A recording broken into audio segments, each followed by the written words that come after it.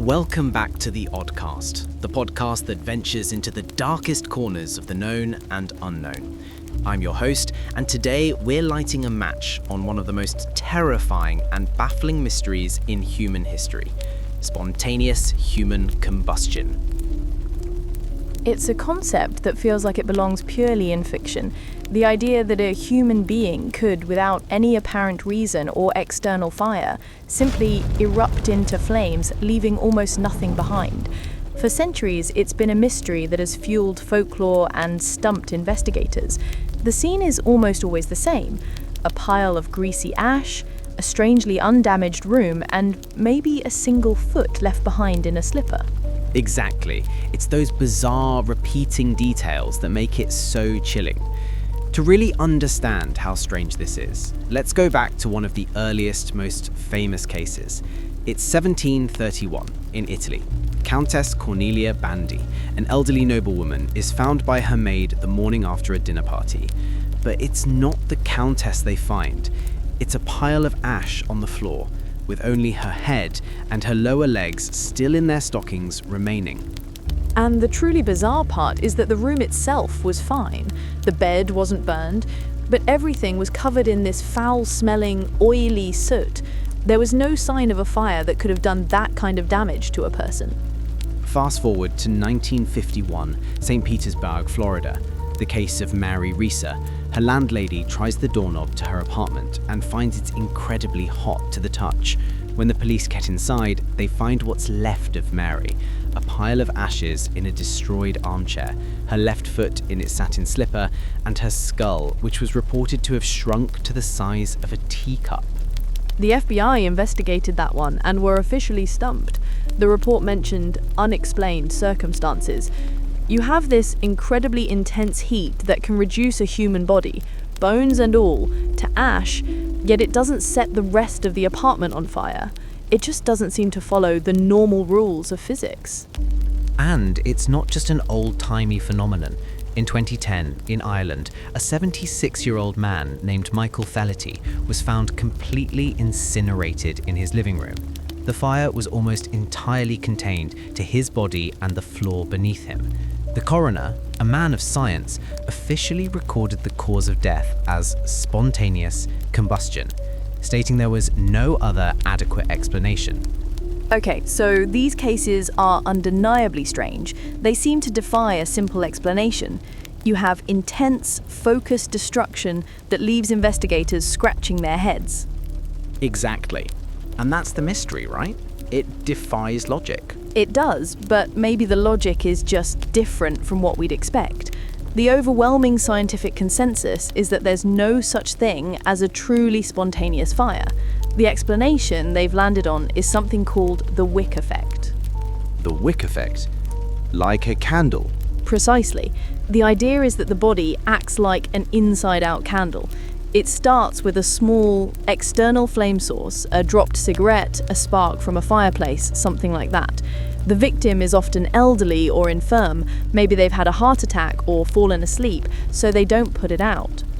Okay, so there's a spark, but a small fire wouldn't reduce a person to ash. Not on its own, but once that flame burns through the clothing and breaches the skin, it reaches the subcutaneous body fat. That fat melts and soaks into the charred clothing, which then acts as a wick. The body's own fat becomes the fuel for the fire. So the person's own body keeps the fire going? Yes, exactly. It creates a slow, very low temperature, but incredibly persistent, smouldering fire. It can go on for hours, generating intense heat, but only in a very localized area. That's why the body is destroyed, but the room is often fine. The heat is focused inward. That would explain why the chair a person is sitting in might be destroyed, but the curtains across the room are untouched. But what about the bones? And what about the feet and hands that are always left behind? The sustained, slow burn can eventually get hot enough to calcine bone, turning it into that brittle ash. As for the feet and hands, it's about fuel distribution.